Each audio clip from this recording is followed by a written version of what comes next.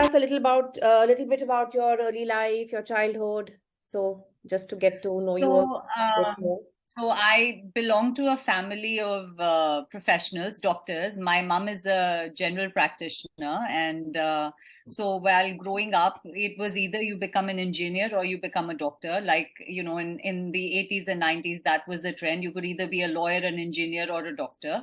So dad was an engineer, mom was a doctor. So there was always a constant battle कि नहीं इसको medicine करना है, नहीं इसको engineering करनी है. So, but I was always more inclined towards biology.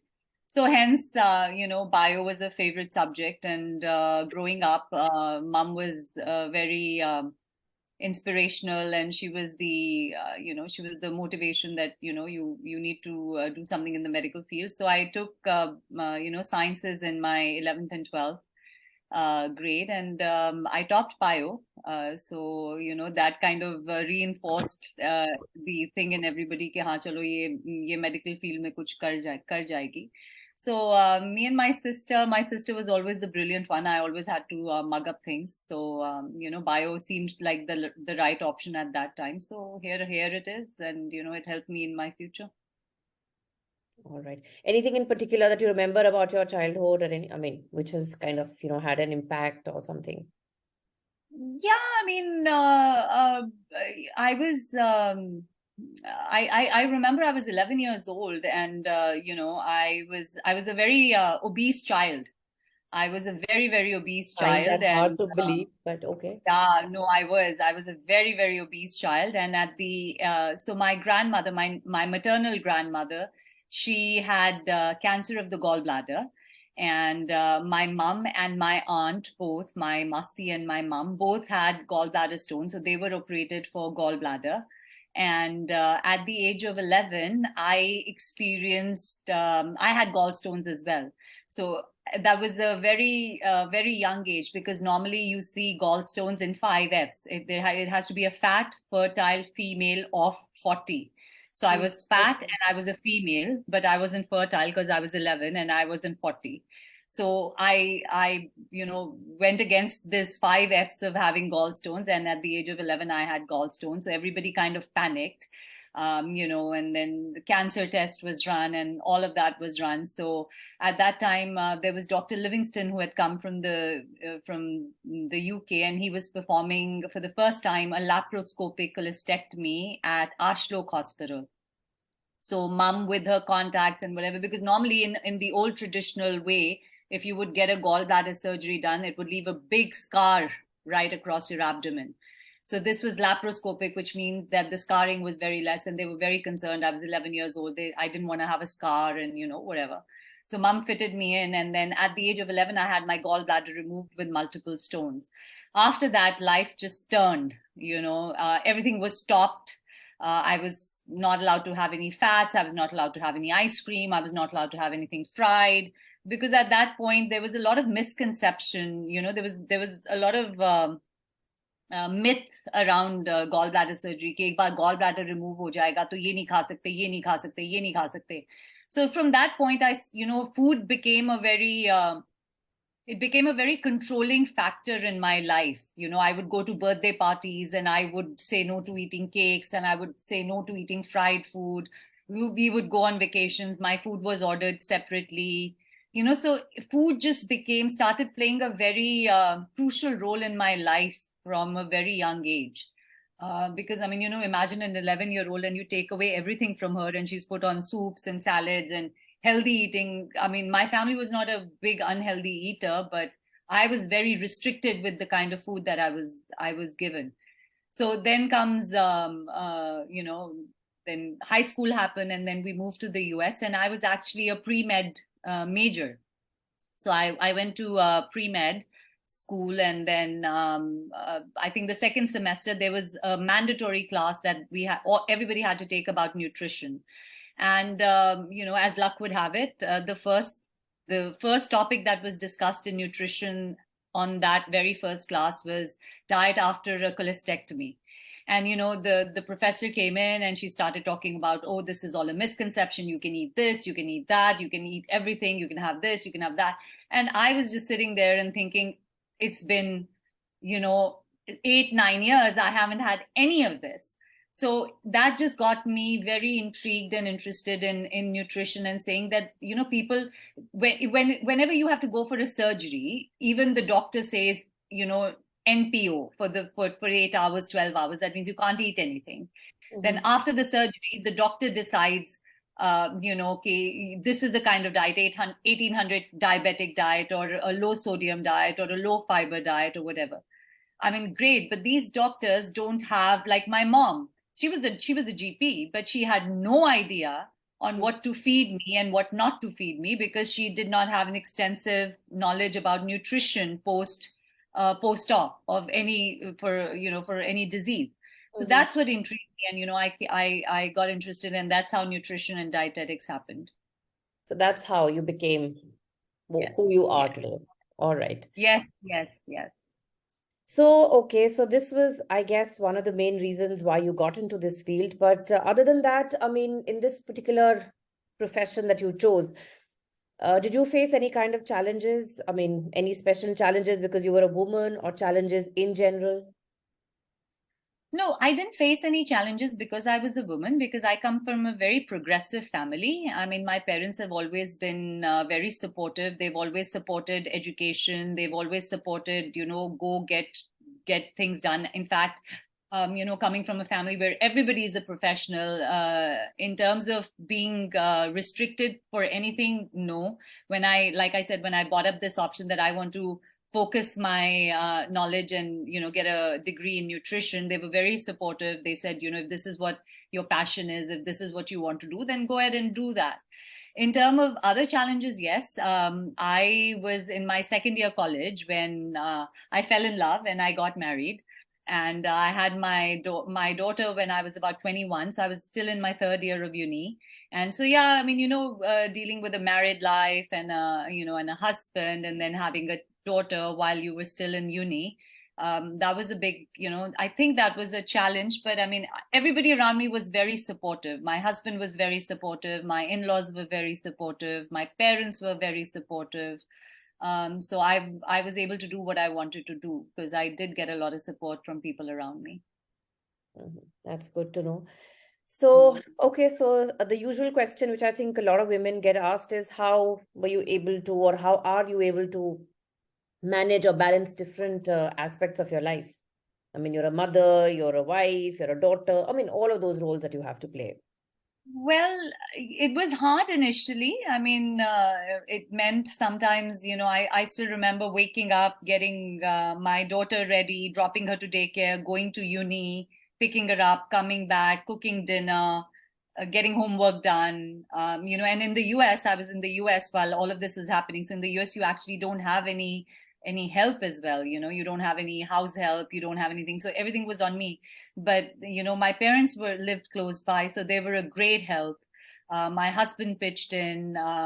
He would take care of our daughter. He would drop her to school, pick her up sometimes. My parents played a very, very, very, very vital role in helping me raise all my three children while I was studying and pursuing my career. Then I did my master's, then I did my internship, then I was working for the county. So all of this needed me to be out there. So there were, yes, being a mother, I think I'm a good one. Being a good wife, a daughter, a sister, working, being in the work field, everything was very challenging. And I think I was very lucky. I had the support of my family, my parents, my husband, everybody around me. So I think that was good. In the workplace, yes, of course. I mean, even in today's day and age, the political discrimination still exists. The gender discrimination still exists. If you don't progress very quickly unless and until you're a man. It's still a man dominated world. But fortunately, nutrition is one area where I feel women still dominated, because men generally, you'll see very few male nutritionists, or you'll see very few male dietitians. It's predominantly a female oriented, a female dominated profession. So it was okay. Yeah. So how long have you been in this profession? Gosh, I 99, 2000. So I've been in the workforce since 2005. So now close to 17 years, 17, 18 years. I've been in the workforce. So yeah, since 2005, and it's just been very progressive. So, and then there was a big change when we moved from the US. So in the US, I was in a very in a very cushiony job. It was a state program. It was a state-run program called the Women, Infant, and Children Program. It was a state job. It came with a lot of perks. There were fixed hours. Everything. You had the weekends off, and and in the work culture in the US is very different. So coming from there, then circumstantially, we had to move back to India in 2011. And for the first year, I was just sitting home and, thinking what I needed to do, because when you go to school for 10, 12 years, you put in that much of effort, and it was a lot of sacrifice from everybody's part. And then you just come back and you're like, now what do I do? So one year I was just, thinking on what to do. And then I joined Fortis as their, nutritional coordinator. So my Fortis FMRI Gurgaon was just opening up at that point. So they needed, they needed setup done. So I was responsible for setting up their nutrition department, and that meant there were no working hours. I was called middle of the night, morning. There was no going time. There was no coming time. Weekends, everything was just it was a corporate job. It was actually what you call a corporate job. So, and with 3 children, with the transition from the US to India, where you had to settle the children in, make sure they're comfortable, they're, getting adjusted to the environment, you're getting adjusted to the environment.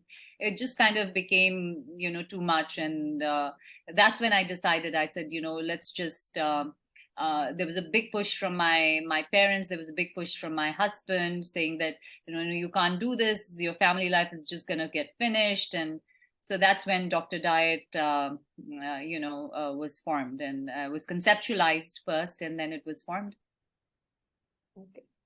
So if you look back, can you say, I mean, this has been my biggest success so far? I mean, it could be anything. It could be related to your profession or your personal life, whatever. See, my biggest success so far, I think, is, are my children. So I think, when you feel very proud when you've done right by your children. So in today's day and age, when you're seeing children, children in their 20s who don't know what they want with life, who are not focused, they're changing professions. There is a lot. So I just feel for having them to see me working all the time, me waking up, getting ready, going to work, sending them to school, going to work, coming back, getting the house organized, doing everything, for them to see me like this, I think motivated them to do well in their respective, choice of careers. So I think my biggest accomplishment is, are my children. I feel they're very grounded. They're very focused in what they want to do in life. They have their path set out. So I think that's my biggest achievement. And of course, Dr. Diet is my second second achievement. I started from my dining room. So I used to consult people in my dining room in my house, because at that point I didn't know what I was going to do. And God's been very kind, and from my dining room today I have 3 clinics. So so I think that's an achievement too. And you just feel very blessed when you have people coming back to you even after 2 years, 3 years, when they want to do this journey, and they choose you to help them with this journey, even after 2 years, 3 years of working with them. You just feel very blessed. I just feel that a lot of blessings come my way, and I enjoy what I do. I love what I do. I wake up every morning and I'm very excited to go to work. I was just asking my son a couple of nights ago, I said, what are mama's days off? And he said, Sundays. I said, have you ever seen mama taking a day off other than a Sunday? And he's like, no. I said, yeah. So, we were talking about what he wants to do with his life. And I said, do whatever you want to do, but just love what you do. Because once you love what you do, it'll never seem like a task. It'll never seem like, oh, I have to get up and go to work. You just love what you do, and you just and success follows. Well, there's this movie that came now, 3 Idiots. It said, do what you like, success will follow. Mm-hmm. So I think that's my mantra. Great. So at any point, have you ever felt demotivated, or you've, like not felt like working? Or, I mean, if you've ever faced that, then how have you kept yourself motivated, inspired to stay on the path that you've chosen for yourself? No, I hope not. I mean, no, not so far in my years of working. I've never felt demotivated. I always take whatever challenges are. I do get demotivated when I'm trying to help somebody and I can't, and Mm-hmm. we're trying to figure out why, what's going on, because I've developed very strong relationships, with people that I work with. So you can message me 3 years later, 4 years later, hey, I worked as I've worked with people who've been associated with me for a long time. I know them in and out. So I do get demotivated when I am not able to help them. That's the only demotivation that I have. But then, we try other things, and I figure out, and we talk, and we figure out a way, and they're patient, and I try and figure out things, and then success usually comes by my way. But as far as my work goes, everything, no, I've never felt. It's always a new challenge, and you just take up the new challenge and you just go forward. Great. So where do you see yourself 10 years from now? Hopefully retired in a beach, on a beach with sipping virgin pina coladas and virgin margaritas, because I can't afford the salt and sugar at that age. I probably won't be able to. Okay. All right. So you don't see yourself doing what Myself, you're yeah, doing I right see now? myself.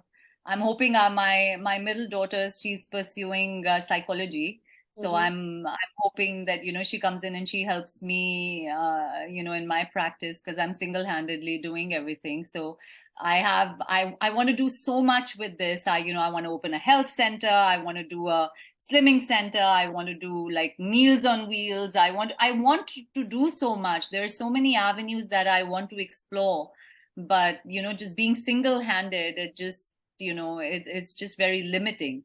So I've been telling both my daughters that, why don't you finish what you have to do and then come back, and let's take this where I'm visioning it in 10 years of time. Okay. All right. So, anything that you would like to share with us in terms of the learnings of your life?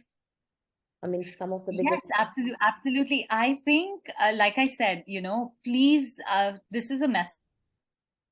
Don't You want to be in the cooking business, you want to be in the salon business, I feel, do what you love, follow your passion, success will follow you. So that's my number one thing. And then I keep telling my kids, hard work killed no one. So work hard. You're never going to die out of working hard. So work hard, set your goals, set realistic goals. We were just having this discussion the other day with my son also. Make a to-do list. Wherever you pull up the internet, you read any book, the five habits of successful people, you'll find the same 5 habits being said over and over and over again. Make your own bed when you get up in the morning. Make a to-do list. Sleep early, wake up early, exercise. These are things that all successful people share in common. So that's my giveaway. Follow what you like doing. Success will follow you. You don't follow success. Follow what you like to do, and success will follow you. Work hard, because it's not going to kill you. And if you're going through a bad time, just wait it out. Remember, this too shall pass. Mm. So these are some things that I strongly believe in. And there's something very funny I have to tell you. So I have 2 girls and a boy. So my older one has this tattooed on her hand. Hard work killed no one. And my Oh, middle one has this too shall pass tattooed on her hand. oh, So okay. they've taken, so yeah, so they've taken both my words of wisdom, as you may call it, and they've engraved it to just remind them that they have to just keep going forward. Mm-hmm. Okay. So tell me, you're a successful woman. You've done so well for yourself and you're so well known. So how does the world react to a woman who's done well for herself? Um, I think I think there are different people who react to you differently. you will come across people who are very supportive, and then you'll come across people who are, who look for any opportunity to bring you down. So I've encountered both kind of people in my, in my journey so far. So there is a group of people, who are very supportive, and who applaud you for the hard work you've done, for the success you've achieved, for the journey because my journey has not been easy. I mean, if today somebody comes and tells me, has your journey been easy? No. I have raised children. I've woken up at 4 o'clock, dropped them to school, went to work. I have been 9 months pregnant, going to school till my last day when I delivered. I have delivered and I have written an exam 3 days post delivery. So my road has not, I mean, if somebody comes and tells me, oh, you've gotten it easy. No, I have not. I have worked very, very, very hard to get where I am today. Yes, of course, with the support of my family, my husband, that's always been there, but the hard work's been done by me. I know I've put everybody to sleep and done my projects, done my homework, studied for my exams, after finishing my household chores, done dishes, cooked dinner, put everybody to sleep, studied for my exams, finished my projects, gotten up the next day, dropped children to school, given my exams, gone to work. So it's been a very hard journey. So people who've seen me through that journey are very supportive, and they applaud me, and they're always encouraging that we've seen your journey, my close friends, my family. But then people who've not seen my journey, who just see me as coming, oh, she belongs to a good family, or she's, her mom is a doctor, and she got everything on a silver plate, and she's just been lucky, and no. So that's not the case. So people need to know I've had my shares of hardships, and I've had my share of sleepless nights and working hard. I've worked 22 hours in a 24-hour day.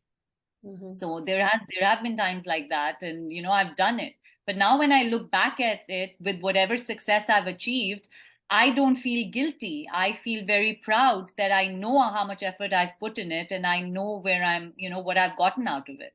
And of course, without, I've always had the blessings of God, and there's been no looking back. The luck factor, the God's blessing, that's always been there. But yeah, you will come across people who pull you down. These are usually people who've not seen your journey, who just look at you from far away, and then say, oh, she just got it lucky, or she's just been lucky, or whatever. There was no need, because there was no need for her to earn money, she's successful. That's not the case. I mean, I've put in as much effort as anybody else would have. But as a woman in particular, I mean, when you're successful, I mean, I think I've been very lucky to come across people. My relationships, my associations, my interactions with people, men or women, have always been the nicer ones. I don't know. God just puts nice people in my path. I mean, that way he's been very kind. He's always put nice people in my path. So no, not really. I mean, like I'm saying, when I used to work with Fortis, there, when you're in the public eye, and you're working with men, it's a male dominated industry, and you're working with men, and they half the time look at you and say, oh, we're 60, you're 30, what do you know? And at that point you turn around and you tell them that, look, I've studied my ass off. I know what I'm doing, and just trust me on it. So this was another reason why I think that corporate Fortis didn't work for me. There was always a clash. I was this 30-year-old going around and telling people, oh no, you can do this post-op, or no, you can, no, why are you stopping this? The person can do this post-op, the person can eat this post-op. And the 60-year-old doctor would just look at me and say, you know what, you're 30, I'm the doctor, you're just a nutritionist. And I would look at them and say, this is my expertise, this is my field of expertise. I know, like, I can't prescribe medication. I don't think you're in a position to prescribe a post-op or a pre-op diet. I know what this patient needs. And just the other day I had pulled somebody from Vedanta 15 years ago. She was working in the ICU there. I pulled her up, and I had bought her to Fortis, and she just sent me a message a couple of days ago that, ma'am, I completed 15 years at Fortis. And thanks to you, I've had an incredible journey, and thank you for doing this. And, so these small things, where people remember you, people appreciate you, people value you, I think that what, shadows all the negative things. I mean, I've had to deal with a lot of negative things while I was working in the corporate world. But But you are just successful men and women treated in the same way? no, absolutely not. No, absolutely So not. if you were a Successful successful men. woman, then you will be measured by a different yardstick, and on the Yes. other hand, a man would be measured by a different one. Successful, there is a very characteristic definition of a successful woman. A successful woman usually is a very compromised woman in her family life. So, they say that you can't be successful and you can't have a good family life. So for women who've achieved both, they have to deal with a lot of, flack from the society. I mean, I mean, I wouldn't say that you don't have to make compromises. Yes, you do. When you're getting good opportunities in your career, you have to think of your family. You have to think of, your family, your home, your husband, your children. And women who are superly successful, maybe they prioritize their career more. I don't know. I've never been in that position. I mean, I know if I've been put in with opportunities to advance my career or my family, I've always chosen the family, because that's how I'm wired. That's how I'm programmed. That family comes first. But the career, I mean, like I said, God watches. So God says that, okay, you're compromising on this for your family. Let's just help her career as well. So I think it went both ways. But yes, men are successful because they're born to be successful. Women are successful if they can just, compromise on things. That's what the general ideology is. So a lot of people nowadays, if you've seen around you, are shifting gears in their late 30s, early 40s, 50s, and taking up new careers. So why do you Yeah. think people are doing that? Again, like I said, I mean, people are usually forced into careers by whatever family, society, false hopes or whatever, and then they finally realize that they're getting burnt out, and they don't enjoy what they're doing, and they had a passion which they wanted to pursue. Like I have a very dear friend, and she did her MBA. She was investment banker in the US, and all of a sudden she decides that this is not what she wants to do. She wants to pursue teaching, and she switched over to teaching, and today she's the district head of her county school. So she was getting burnt out in what she was doing earlier, but because she's made the switch and moved on to something that she really enjoyed and she had a passion for, she's very successful. So again, it's the same thing. I feel people are they get into professions with parental pressure, societal pressure, pressure of doing well, making money, and then they eventually realize that they're getting burnt out and this is not something that they want to do, and then they start pursuing their passion. And I mean, that's the only thing I can think of. Or maybe they've usually business ventures usually don't do well. They think startups. We see so many startups coming up now. You have an idea, you visualize an idea, you put it into action, and sometimes it just doesn't take off. So then then you switch. Okay. So you have two daughters of your own, and of course, you Yes. see so many young girls around you. So, what advice would you like to give to young girls who are just, on the threshold of their working lives? What are the certain things that they need to keep in mind, and what will be important for them? I think first of all, the first advice I would like to give them, like I've said earlier also, is follow what you like doing, and don't run after success. Don't run after a career that guarantees you success. Or don't look at somebody and say, oh, she's successful doing this, maybe I should do it and I'll be successful in it too. So I think don't follow what you like to do, and success will follow you. But don't follow something blindly just because somebody else is doing it and they're successful at it. Maybe that's their passion and that's why they're successful. And, you might not be passionate about that particular profession, but just because it's very lucrative and, you're seeing a lot of money and fame and all of this coming in, don't go there. But if you really enjoy doing that, then go for it. Again, work hard towards your goals. This is the time when you're young, when you're in your teens and your 20s, late 20s. This is the time when you can really work hard and, live your dreams. Work hard, party hard, work harder. In today's day and age, you have to party, you have to go out, socialize, do whatever you want to do, but don't sideline your career goals for that. Have a clear focus on what you want to do in your life. Be ambitious. If you get married to somebody who's very rich or who's very successful, just don't be the shadow behind that person. Be the limelight for the person. Your other half, your better half, should be proud of introducing you, should be proud of you. Your children should look up to you. You, like they say, you teach by example. So, be so successful that your children look up to you and say, my mom is so successful, she's doing so well, I have to follow that path. If you're successful, your parents will be proud of you, your husband will be proud of you, your children will be proud of you. So people who matter will be proud of you if you're successful. So don't sideline your goals. Focus on your career, focus on following your passion. So another thing that I've seen is a lot of girls nowadays, they just want to get married and not do anything at all after getting married. They just want to get married to a rich guy and that's it.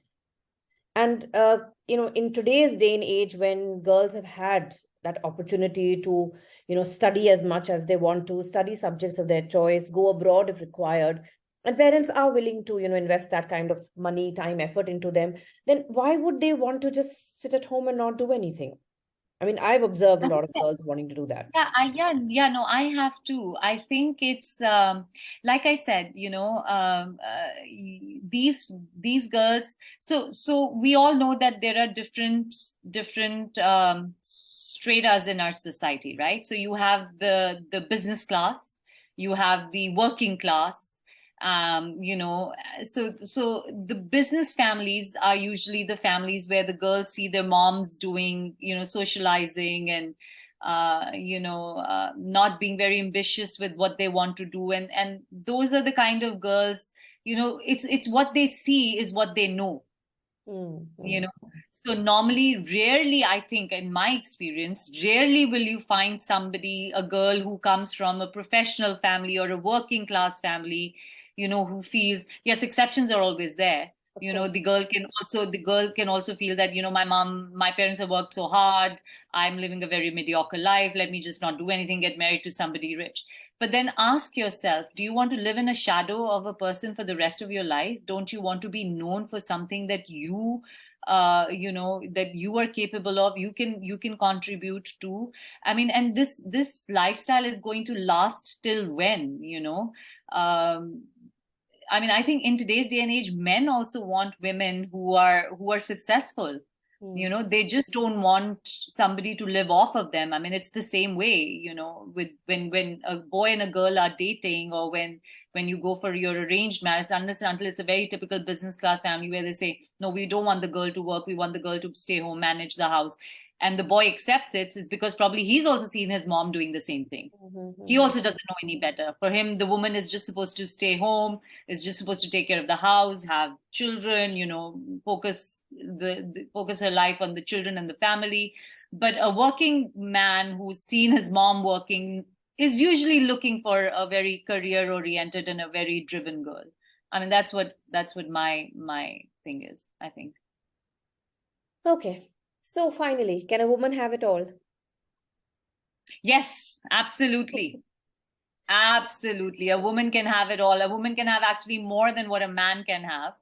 I just feel that again, it's the divine. The divine has to be very kind on you, and you have to have the support of your family and your husband and your children to be able to have it all.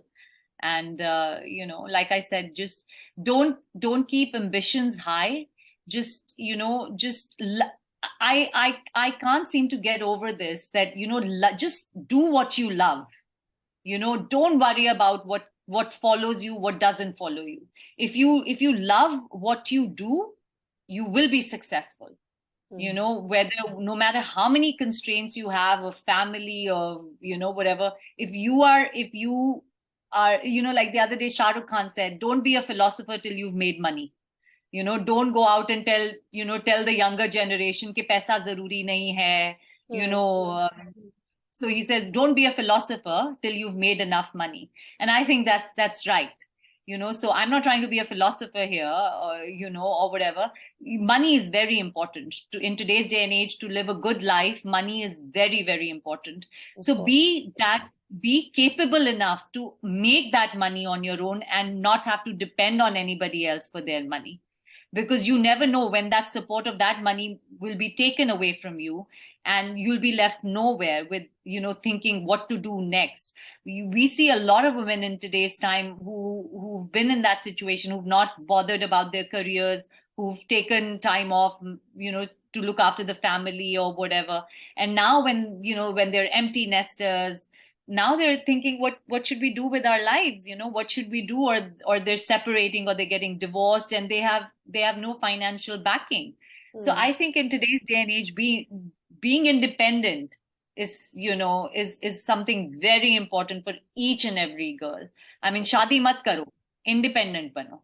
Shadi tab karna jab independence aa jaye, because you never know what the future holds. True, I agree.